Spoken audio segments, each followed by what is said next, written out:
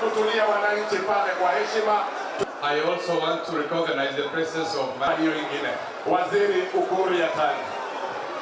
As we welcome you to this refurbished and the improvement that has taken place along the network of you go any part of this country, you see new generation.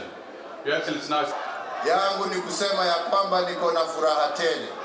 Ya leo tunaomba radhi kwa sababu mmetusamehe mshelewa.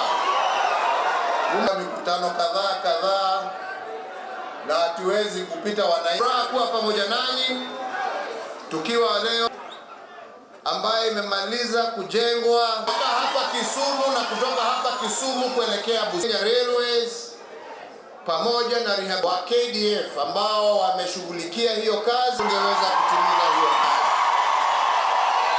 Kuinua uchumi ndio msingi wa kuhakikisha ya kwamba wananchi ambao walikuwa wanafanya kazi upande ya Nakuru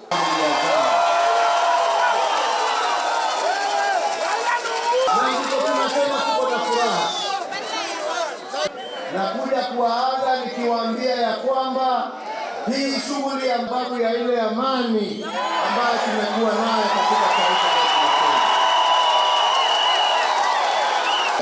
ndio tunataka iendelee katika nchi yetu ya Kenya.